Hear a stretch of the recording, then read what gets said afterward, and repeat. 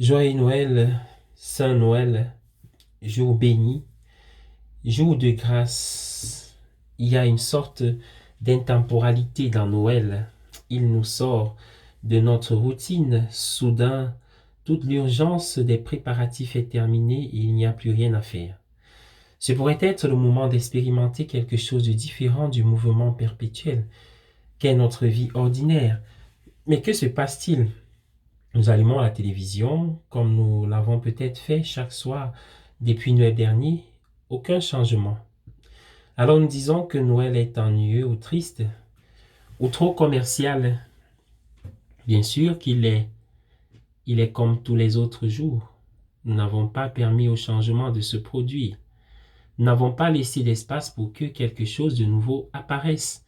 Paradoxalement, toutes les lumières clignotantes, la télévision incessante, les courriels et les textos ont pour effet de remplir nos vies et donc de ne laisser aucun espace pour bouger, aucun espace pour que quelque chose de vraiment différent apparaisse.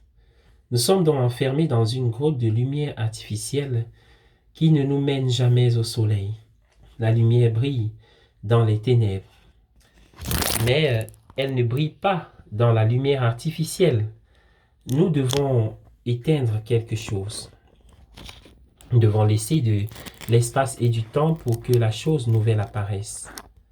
Les fêtes de Noël, généralement observées par les chrétiens depuis le IVe siècle, incorporent des coutumes païennes comme l'utilisation du hou, du gui, des bûches, du Yule, etc. De nombreuses autres choses que nous aurions pu imaginer dérivées de Bethléem, même sont d'origine beaucoup plus récente. L'arbre de Noël est dérivé de l'arbre du paradis qui symbolisait l'Éden dans les pièces mystérieuses allemandes. L'utilisation d'un arbre de Noël a commencé au début des années 1600 à Strasbourg, en France, et s'est répandu de là en Allemagne, puis en Europe du Nord. En 1841, à Prince Albert, époux à Strasbourg en France, par exemple, euh, et vous voyez bien que un prince appelé Albert, époux de la reine Victoria, a introduit la coutume de l'arbre de Noël en Grande-Bretagne, d'où elle s'est répandue en Amérique. Entre-temps, les colons hollandais d'Amérique avaient apporté avec eux la coutume de célébrer la Saint-Nicolas le 6 décembre et surtout la veille de la Saint-Nicolas, au cours de laquelle des cadeaux étaient offerts aux enfants dont le saint était le patron.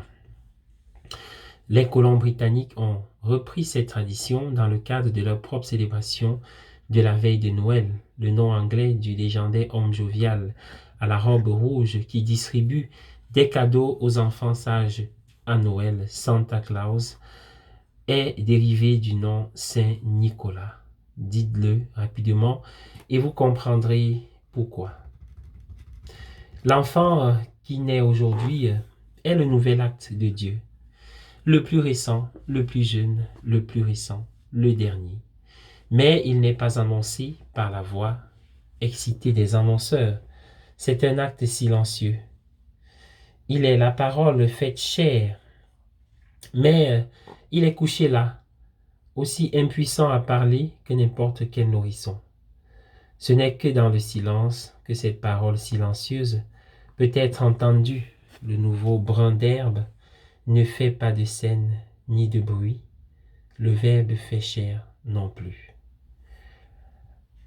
À tous et à chacun, de merveilleuses fêtes de fin d'année.